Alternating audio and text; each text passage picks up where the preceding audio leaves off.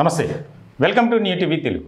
తెలంగాణ సర్కార్ ఒక కీలకమైనటువంటి నిర్ణయం తీసుకుంది. రాష్ట్ర వ్యాప్తంగా 26 ఏళ్ల నుంచి 70 సంవత్సరాల వయసు కలిగినటువంటి వారికి ఉచిత హెల్త్ క్యాంపులు నిర్వహించేందుకు ప్రభుత్వం ఒక కీలకమైనటువంటి నిర్ణయం తీసుకుంది. దీనికి సంబంధించి నేషనల్ హెల్త్ మిషన్ NHM ద్వారా ఈ కార్యక్రమాన్ని నిర్వహించాలని ఒక అడుగు వేసింది. చాలా ముఖ్యమైనటువంటి అంశంగా ఇది మనం చూడాలి. ఎందుకంటే ఎక్కడైనా సరే ఎన్నో రకాల వ్యాధులకు సంబంధించి గ్రామీణ ప్రాంతాల్లో ఒక నిర్ధారణ కాకపోవడం ఒక అంశమైతే, వాటి పట్ల అవగాహన లేకపోవడం, ఒకవేళ ఫలానా వ్యాధి సోకింది అని తెలిసినప్పటికీ దానికి సంబంధించి ఎలాంటి నిర్ణయం తీసుకోకపోవడం, అలాగే వైద్యానికి సంబంధించి ప్రధానంగా వెళ్ళలేనటువంటి పరిస్థితి.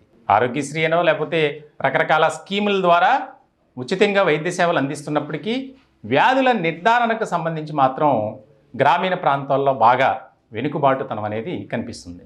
దానికి ముఖ్యమైనటువంటి కారణం ఏంటంటే అవగాహన లేమి, అలాగే అక్కడ సరైనటువంటి విధానాలు కూడా లేకపోవడం. ఇలాంటి క్రమంలో ప్రతి పల్లెకు వెళ్ళి మొబైల్ వ్యాన్ల ద్వారా అత్యాధునికమైనటువంటి ఎక్విప్మెంట్తో ఈ యొక్క వైద్య పరీక్షలు చేయాలి, నిర్ధారణ పరీక్షలు చేసి రాష్ట్ర ప్రజలకు ఒక మంచి వైద్య సదుపాయాలు అందించాలి అనే దిశగా అడుగులు వేశారు.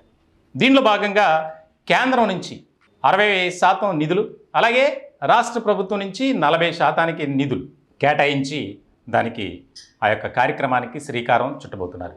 త్వరలోనే ఈ యొక్క పల్లె పల్లెకు హెల్త్ క్యాంప్ అనే కార్యక్రమాన్ని నిర్వహించడం, ముందుగా అక్కడ ఉన్నటువంటి సిబ్బందితో ప్రజల్లో ఒక అవగాహన తీసుకురావడం, ఆ ఏరియాలో ఎప్పుడు ఏ రకమైనటువంటి పరీక్షలు నిర్వహిస్తారు అనేది క్యాంపెయిన్ చేయటం, ప్రజల్లో అవగాహన చైతన్యం తీసుకురావటం. ఎవరైనా సరే ఈ యొక్క వైద్య పరీక్షలు చేయించుకోవచ్చు. 26 నుంచి 70 ఏళ్ళ వయసు ఉన్నటువంటి వారు. ఇప్పుడు ప్రధానంగా వయసుతో సంబంధం లేకుండా అనేక రకాల వ్యాధులు వచ్చేస్తున్నాయి. అనేక మంది మనం చూసాం. చిన్న చిన్న పిల్లలకు కూడా హార్ట్ స్ట్రోక్స్ వచ్చి చనిపోతున్నటువంటి పరిస్థితి. ఇలాంటి క్రమంలో వీటన్నిటి పట్ల అవగాహన తీసుకురావాలి. ప్రధానమైనటువంటి స్క్రీనింగ్ టెస్ట్లు అనేది ఉన్నాయి. ముఖ్యంగా క్యాన్సర్ లాంటి వ్యాధులకు సంబంధించి వాటన్నిటినీ ఉచితంగానే టెస్టులు చేయాలి. తద్వారా రాష్ట్ర ప్రజలకు ఉన్నతమైనటువంటి అత్యుత్తమైనటువంటి వైద్య సేవలు అందించాలి అనే దిశగా ఒక నిర్ణయం తీసుకున్నట్లు తెలుస్తుంది. దీనికి సంబంధించి ఆ యొక్క నియోజకవర్గాల వారీగా ఎప్పుడెప్పుడు ఎక్కడెక్కడ ఏ రకమైనటువంటి ఏర్పాట్లతో ఆ యొక్క క్యాంప్స్ నిర్వహించాలి అనే దానికి సంబంధించి ఒక నిర్ణయం ప్రకటన కూడా వెలువడే అవకాశాలు కనిపిస్తున్నాయి.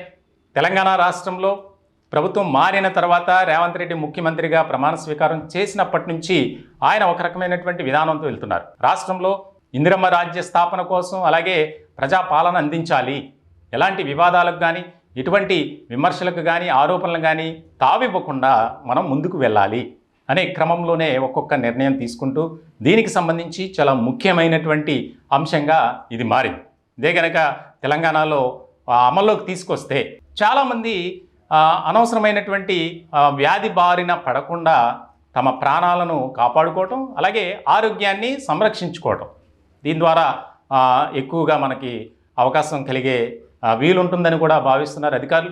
దీనికి సంబంధించి ఒకవేళ ఆ స్క్రీనింగ్ టెస్టుల్లో ఎవరికైనా కొన్ని దీర్ఘకాలిక వ్యాధులు ఉన్నట్లు కనుక తెలిస్తే వారికి ప్రభుత్వం తరపున, అలాగే కేంద్రం నుంచి ఏదైతే నిధులు కేటాయించారో దాని నుంచి ఉచితంగా వైద్య సదుపాయం అందించాలి, అలాగే మందులు కూడా ఉచితంగా సరఫరా చేయాలి అనే దిశగా అడుగులు వేస్తున్నటువంటి పరిస్థితి.